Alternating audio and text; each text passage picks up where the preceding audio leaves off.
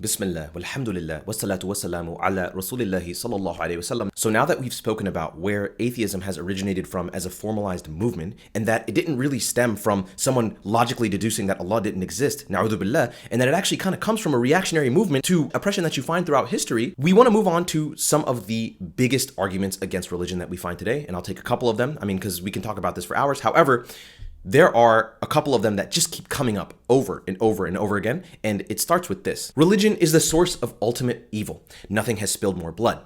The worst wars are because of religion, and that it has caused too much discord. And because of this, the world would have been better off without it, and it can't be true because of this. Wait, hold on. Let's hold up a second. Which groups are the most empathetic, generous? Which are at the forefront to spread love and peace, feeding the hungry, taking care of the homeless? This argument is intellectually dishonest, and we know this by simply taking a look at our texts. I don't need to cite the myriad of ahadith that encourage and push us to make the world a better place. Even the Prophet ﷺ himself said that Jibril alayhi salam, or Archangel Gabriel, advised him so often about being nice to the neighbor and engaging with the community that he thought ﷺ, the neighbor, would be a part of his inheritance. And of course, in Surah Al-Ma'idah, chapter 5, verse 32, the Quran famously states that to save one of mankind is like saving all of it. So rather than saying that the source of evil is religion, we can say with empirical evidence, if you watched my previous video, and even now, that a lot of the world's good comes from religion. People are better enriched, spiritually fulfilled, lead better quality lives, and are typically positive forces in society. I have a personal example in Baltimore where there's a masjid called Masjid al-Haq, and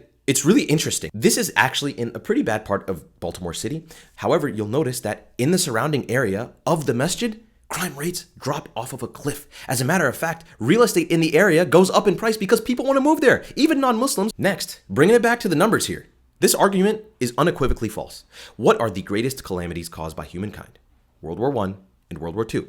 Over 75 million people were massacred, and this war was not fought over religion at all. It was about resources and nation states. So what you begin to realize is that when you reject religiosity, you reject any baseline, objective standard to live your own life.